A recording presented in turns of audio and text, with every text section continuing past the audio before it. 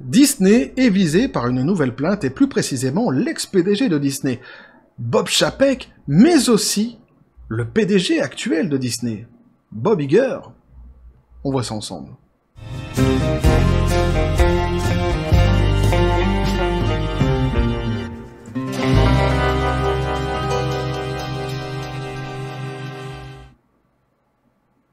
Et cette vidéo est évidemment sponsorisée, mais ça saute tellement aux yeux que vous l'aurez deviné, par le peuple Namek. Hein, le peuple Namek, un peuple vert, un peuple fier. Petit café les copains. Ça commence bien. Et tiens, en parlant de commencement, et puisque ça n'a absolument rien à voir, je tenais à remercier la chaîne Le Repère du Ciné, qui m'a cité lors de sa précédente vidéo, qui parlait eh bien de la série Robin des Bois, que j'ai renommée moi sur ma chaîne Robin des Wok, série ultra wok à venir, donc qui m'a cité dans sa vidéo de manière très amicale et très courtoise, donc je tiens à l'en remercier et à lui rendre l'appareil, en disant que si vous voulez découvrir justement sa chaîne, n'hésitez pas à aller voir ce qu'il fait. Il traite aussi des sujets de la pop culture, et évidemment, si le contenu vous plaît, n'hésitez pas à vous y abonner. Donc, Le Repère du Ciné, merci, évidemment. Donc maintenant, on revient au sujet le plus important, qui est évidemment le peuple Namek, alors qui ne pas confondre non plus avec le géant vert, qui lui aussi est vert. En revanche, et là, c'est un petit peu plus contraignant, mais il semblerait, c'est dans les pourparlers, mais il semblerait que le peuple Namek soit totalement asexué. Ah, c'est un coup dur, mais c'est comme ça. Alors que le géant vert, lui, et c'est pas en Andalousie qu'on va me contredire, là-bas on l'appelle le Baobab, et c'est pas en rapport à sa couleur, et évidemment, je m'arrête là parce que je sens que je vais continuer mes conneries, et dans pas longtemps, je vais dévoiler des dossiers, genre je me suis fait enlever par les extraterrestres en 1912. Je m'arrête là. Mais je me dis que j'ai décidé de faire une radio libre pour fêter les 5000 abonnés. Je pense que je me suis mis dans le brin tout seul. Parce que je sais comment je vais commencer la vidéo, je sais pas du tout comment elle va terminer, vu comment je suis. Bref, donc je reviens au sujet, au vrai sujet initial. Disney, Bob Iger et Bob Chapek font l'objet d'une autre poursuite de la part des investisseurs pour des coûts de streaming frauduleux. Eh ouais, un Bob peut en cacher un autre maintenant. On en a la confirmation. Alors, Bob Chapek, c'est le jeune homme que vous avez à droite, et Bob Iger, c'est le jeune homme un petit peu plus chevelu que vous avez ici à gauche. Mais les cheveux ne font pas le Bob, de toute façon. Le Bob est malicieux. Alors, le Bob Iger est sournois, un petit peu plus quand même. Mais le Bob, en règle générale, est malicieux. J'avais un Bob quand j'étais jeune, un Kangol. Ah, je l'aimais bien, mon Kangol, il était joli. Bref, je reviens sur le vrai sujet. Disney a de nouveau donc été frappé par un autre procès intenté par des investisseurs concernant le prétendu tour de passe-passe comptable que la société a utilisé pour cacher les pertes de streaming. Donc ça, c'est pour tous ceux aussi qui, par le passé, sont venus dans les vidéos m'insulter à base de « Eh, de toute façon, tu comprends rien !» Ouais, parce que je leur donne une voix comme ça. Moi, quand je les lis, ces gens-là, vu leur niveau, ont cette voix-ci dans ma tête. « Ah, tu comprends rien à ce qui se passe chez Disney. Ils sont extraordinaires, tout est clair, tout est flamboyant chez eux. » Tu sais, à croire que les mecs, ils sont amoureux, ils sont mariés, ils sont attachés, t'es enchaînés à Disney, ils en peuvent plus. Avec les insultes, évidemment, qui allaient avec. Eh bien, il semblerait, amis d'intelligence, que vous ayez tout à fait tort. Et que plus ça va et plus les faits finalement donnent raison aux analyses qu'on a pu voir d'ailleurs et faire ensemble lors des précédentes vidéos, puisque moi je fais des analyses, mais après j'échange et je partage avec vous, et je peaufine mes analyses évidemment, puisque fort heureusement la majorité des gens sont assez intelligents pour réussir à dialoguer et à émettre des avis et des pensées sans avoir besoin d'insulter. Je continue donc, et une fois de plus donc quelques grands noms, Bob d'hier et d'aujourd'hui, sont mis à l'honneur. C'est beau, c'est poétique. On dirait un petit peu, tu vois, un début de chanson Gainsbourg.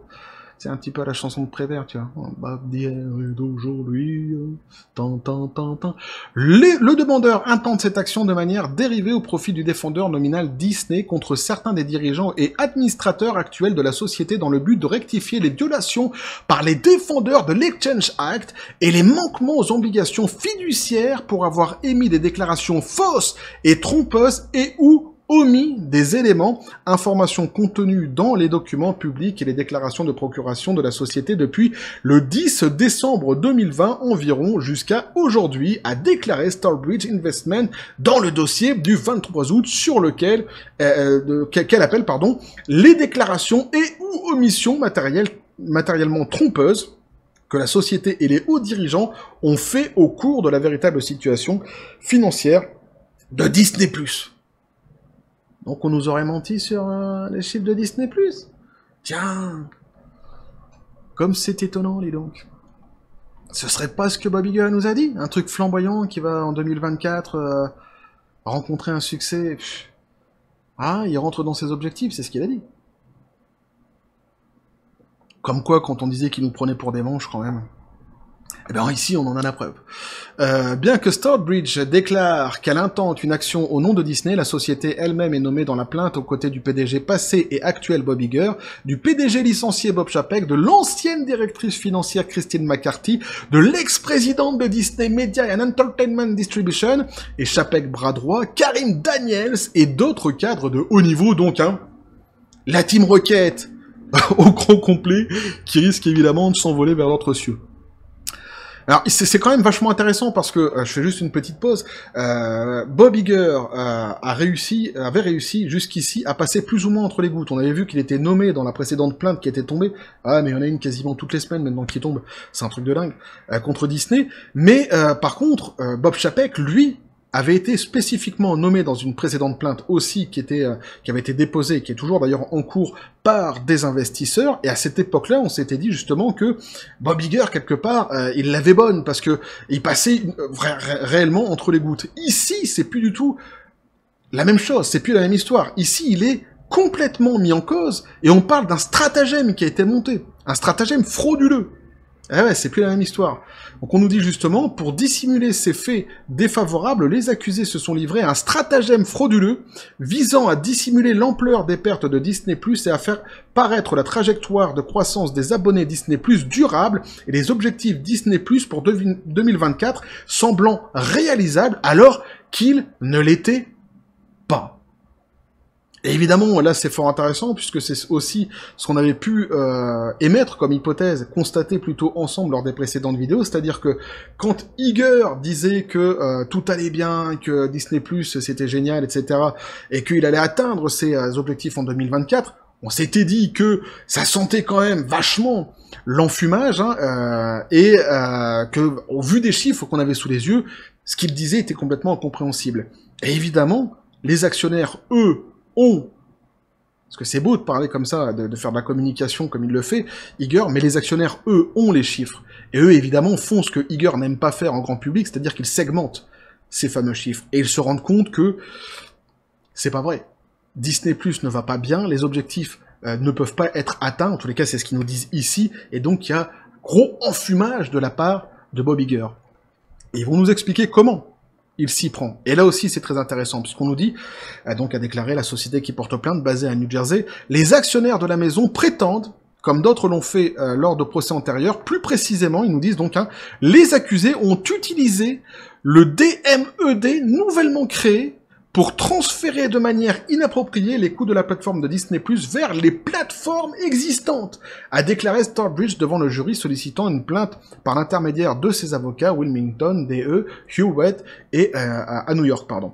Donc ici, on est complètement dans la stratégie des vases communicants qu'on avait pu justement commencer à élaborer dans les précédentes vidéos, où on s'était dit, si on regarde vraiment ce qui est en train de se passer, globalement, si on interprète les chiffres de Disney, en réalité, ça pouvait pas tenir ce qu'il disait. Il y avait une espèce comme ça de manipulation des chiffres qui était quasiment obligatoire, c'est-à-dire justement hein, cette idée de vider un vase pour en remplir un autre à chaque fois que ça l'arrange, pour essayer justement de quelque part de jongler et de faire croire que le bateau est toujours en train de flotter. Or, le bateau, en réalité, s'il continue à être hors de l'eau, il coule. Et c'est exactement ce qui est en train de se passer, ce qu'on peut constater justement ici. Donc, on est bien sur cette stratégie, et j'avais commencé justement à l'évoquer dans la précédente vidéo, lorsque j'avais parlé de cette fameuse cagnotte des 5 et quelques milliards de dollars qu'il essaye de récupérer actuellement à coup de licenciements, etc., où j'avais dit, c'est marrant parce que lorsqu'il veut nous parler uniquement des bénéfices qu'il retire de ce qu'il est en train d'entreprendre actuellement, eh bien, il nous parle uniquement donc de cette cagnotte, hein, sans parler d'autres chiffres à côté, des pertes qui pouvait y avoir par exemple à cause des fameux flopbusters, mais en revanche, lorsqu'il commence à parler du chiffre global, tiens là tout d'un coup la cagnotte elle rentre dans le chiffre et elle vient suppléer les manques de certains segments. Je trouvais ça quand même assez pratique, évidemment. C'est exactement ça en fait, hein. C'est ce qu'on dit ici pour Disney+, c'est cette même tactique hein, qu'il a voulu utiliser, un petit peu cette pyramide de Ponzi quelque part, de la part de Bob Iger. À bien des égards, donc, hein, nous dit-on, rien de tout cela n'est nouveau. Il y a déjà eu au moins 2 procès de la même veine. On l'avait vu évidemment ensemble sur la chaîne. Ici, ce qui est nouveau, c'est vraiment les éléments d'abord qui sont donnés, et surtout les gens qui sont ciblés.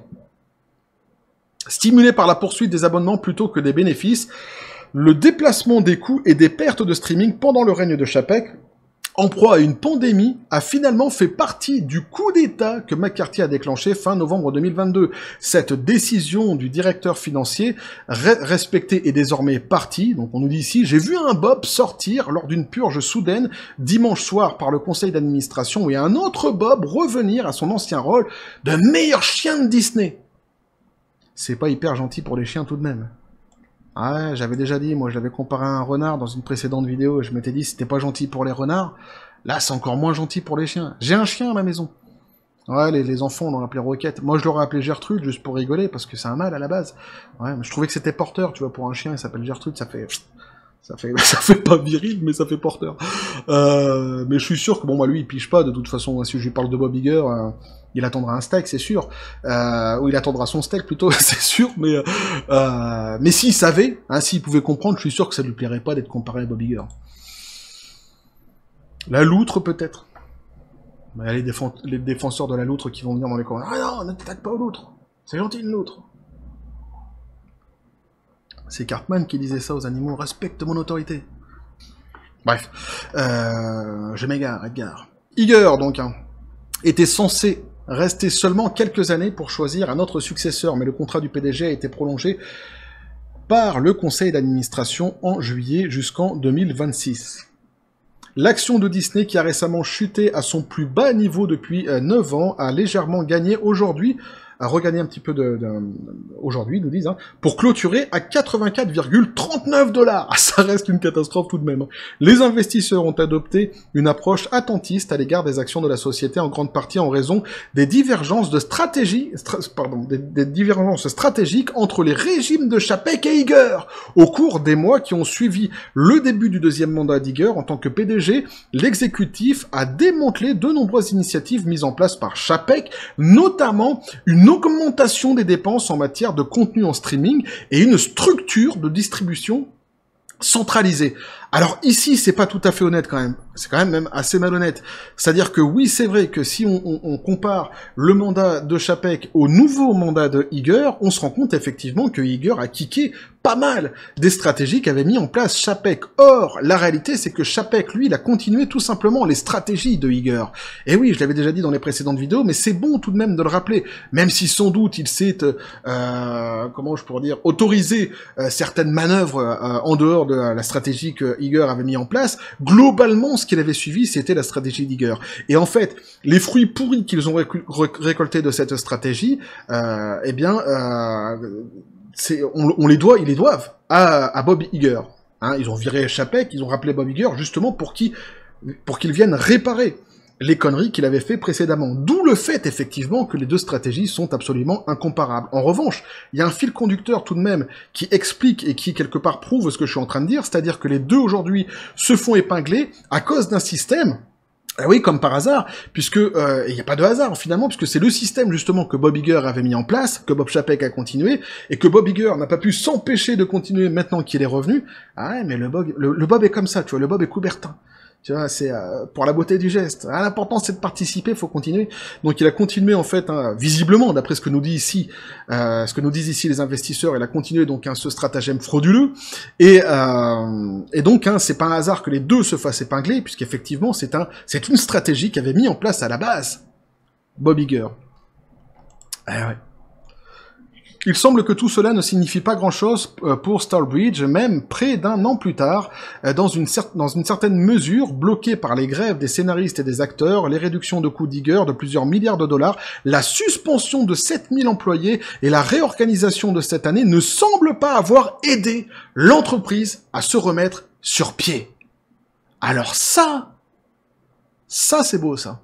parce que justement, on l'avait vu ensemble lors du dernier chiffre trimestriel qui était sorti, Bob Iger disait justement, sa fameuse cagnotte de 5 milliards, là, alors là, il s'était empressé de les remettre dans le chiffre, lui qui aime bien en général la mettre de côté, en disant, non mais regardez, en fait, le bateau, il flotte.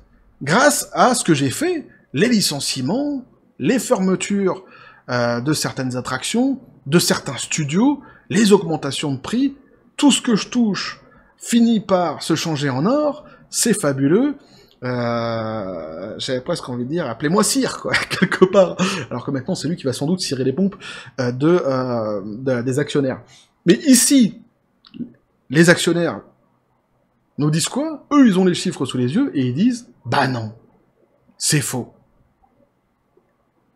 C'est une garlousette. Ça n'existe pas.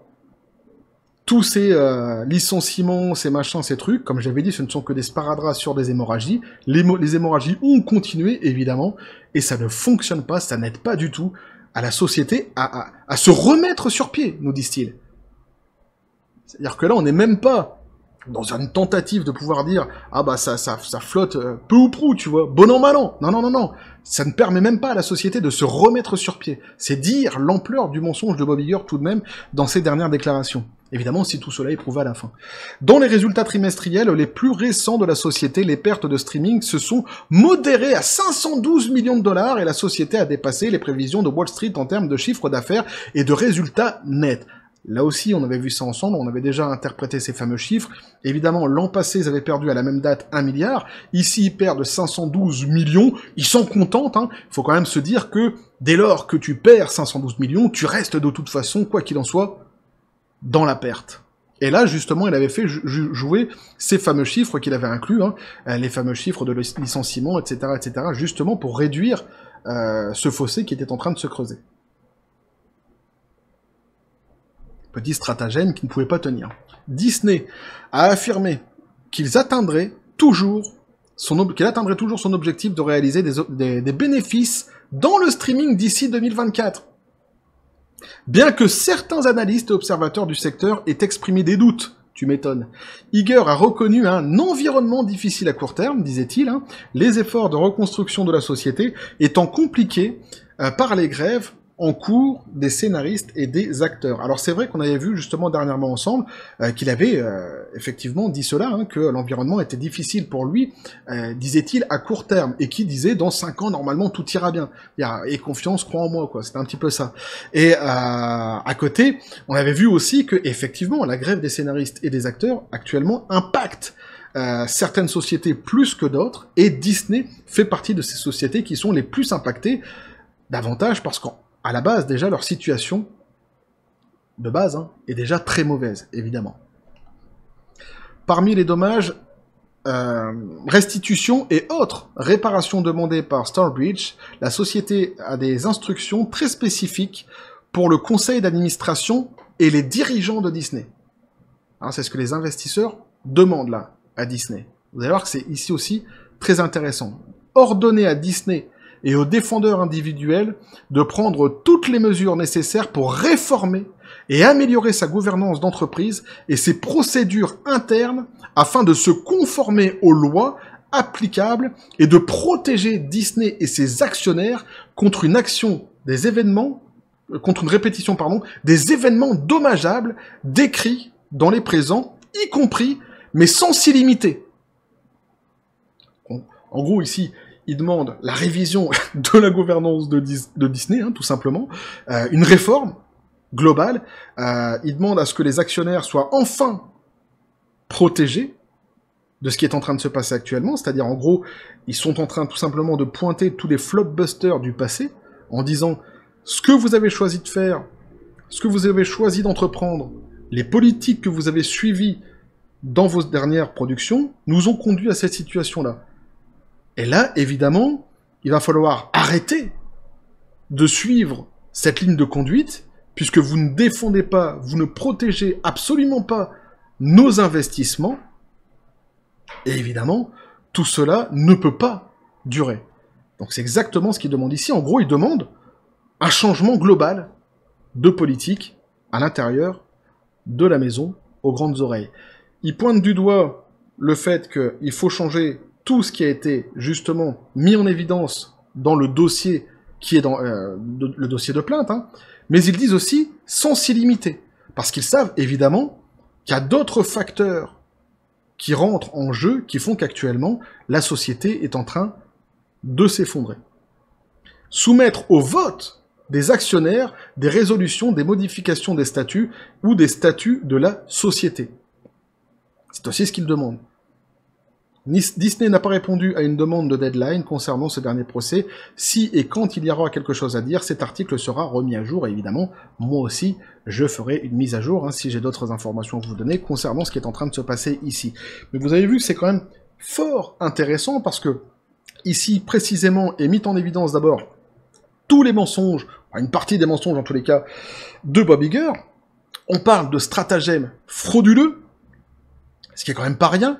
Bob Iger, qui avait réussi plus ou moins à passer entre les gouttes par le passé, ici se fait complètement épingler avec son ami Bob Chapek, qui lui doit être content quelque part, parce qu'avant c'était lui qui prenait les coups de matraque tout seul, maintenant, et c'était pas juste quelque part, hein, évidemment, évidemment c'était pas injuste non plus, puisqu'il était le PDG, selon un temps en tous les cas, de Disney, mais il avait continué, comme je l'avais dit, la stratégie de Bob Iger.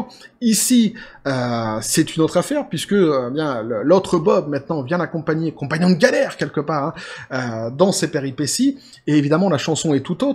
Les actionnaires en plus mettent en évidence le fait que quelque part ils ne portent pas plainte réellement contre Disney, ils le disent eux-mêmes, mais plus vraiment spécifiquement contre certaines personnes, contre les dirigeants, hein, passés et actuels. Donc là, c'est pour ça que je dis que c'est vraiment intéressant, parce qu'ils sont spécifiquement nommés. Hein, tous les mensonges, une partie des mensonges de Bob Iger commencent à sortir, hein. Et ça corrobore aussi, et là aussi c'est intéressant, les analyses qu'on avait pu faire ensemble lors des précédentes vidéos, où on se disait que tout ça c'était quand même assez bancal, que ça pouvait pas tenir en l'état, qu'il y avait quand même sans doute beaucoup de mensonges qui étaient diffusés par Bob Iger, surtout quand on voyait les chiffres et qu'on essayait de les interpréter. C'était pas possible. Et là on se rend compte, hein, qu'effectivement il y a cette espèce de pyramide de Ponzi, les vases communicants comme ça que Iger il essaie de continuer d'ailleurs, hein, à utiliser, hein, pour envoyer comme ça de la poudre aux yeux du grand public et des journalistes surtout, hein, évidemment. Donc tout cela est fort intéressant. Alors peut-être que ça finira, comme beaucoup de plaintes en règle générale dans ces cas-là, par un accord à l'amiable. Néanmoins, ça participe en tous les cas à une descente, hein, de Disney, qui ne fait que continuer. Je suis même pas sûr, franchement, que ça finisse par un accord à l'amiable réellement. Je pense qu'à mon avis, si vraiment, ça va être compliqué, parce que connaissant Bob Iger, je pense que lui, de toute façon, il va nier complètement tout le délire, et bon, ça me paraît quand même, vu ce qui est reproché ici, c'est quand même assez énorme, quoi. Il y a quand même tout un stratagème. Alors peut-être que ça se terminera à l'amiable, mais avec le licenciement immédiat de Bob Iger, à la limite. Quoique, quelque part, il lui reste plus longtemps à tirer, hein. 2 ans, on avait vu ensemble, je crois. 2 ou 3 ans, un truc comme ça. On verra exactement ce qui va en être dans le futur, hein, de tout cela. On va suivre évidemment le dossier, mais c'est vrai que c'est fort intéressant de voir ce qui est en train de se passer et de voir tout ce stratagème comme ça qui est en train d'éclater chez Disney. Évidemment, les plaintes ne font que se succéder, tout cela n'est pas un hasard, la société actuellement va hyper mal. Ils vont se refaire la cerise sans doute avec le Blanche-Neige qui sortira un jour, puisque la date risque d'être repoussée ultérieurement, on sait pas quand, un jour sans doute, hein, mais ils se referont la cerise là-dessus, ah, c'est une évidence, hein, vu comment c'est parti. Bref. Ah oui, si, quand même, quelque chose qu'il faut évoquer dans toute cette histoire, que je n'ai pas évoqué, mais qui est quand même assez évident. Lorsque les investisseurs, donc, pointent tous ces stratagèmes et qu'ils disent que il faut à un moment donné réussir à protéger justement leurs propres investissements, actuellement qu'ils ne sont pas protégés, qui demandent quelque part un changement de politique globale de l'entreprise, on entend clairement par là, hein, d'arrêter la connerie de l'idéologie woke, hein, qui a complètement plombé les dernières productions de Disney, hein, qui a fait justement une suite, qui a produit une suite de flopbusters assez extraordinaires pour Disney. C'est une évidence. C'est une évidence, hein. Même si ici le mot n'est pas prononcé, on se rend bien compte de quand les investisseurs demandent qu'il faille changer complètement la gouvernance et la politique de la maison Grandes Oreilles. Forcément, il en va aussi de cette idéologie politique, hein, qui les a mis tout droit dans la situation dans laquelle ils sont aujourd'hui. Bref. Donc voilà ce que je peux vous dire là-dessus les copains, n'hésitez pas à me dire ce que vous en pensez dans les commentaires, et vous abonner si le contenu vous a plu, activez la petite cloche pour les prochaines notifications, les prochaines vidéos qui vont arriver, à balancer un like, à partager la vidéo, vous avez mon Xer. T'as vu, je l'ai pas dit, j'ai pas dit Twitter. Non, j'ai dit Twitter. Mon Facebook et le Discord de la chaîne qui sont dans la description des vidéos. N'hésitez pas à venir et à basculer du côté de la force absurde des réseaux sociaux. Sur ce, les copains, je vous dis comme toujours à la John Spartan. Paix et félicité. Et je vais continuer à travailler aussi à côté sur ma fameuse radio libre. Ah ouais, je travaille là-dessus en ce moment pour fêter justement les 5000 abonnés. Et vu les conneries que je raconte en règle générale dans mes vidéos, je me dis que ça va être quand même assez... ça risque d'être fabuleux. Bref. Et que la force soit avec vous.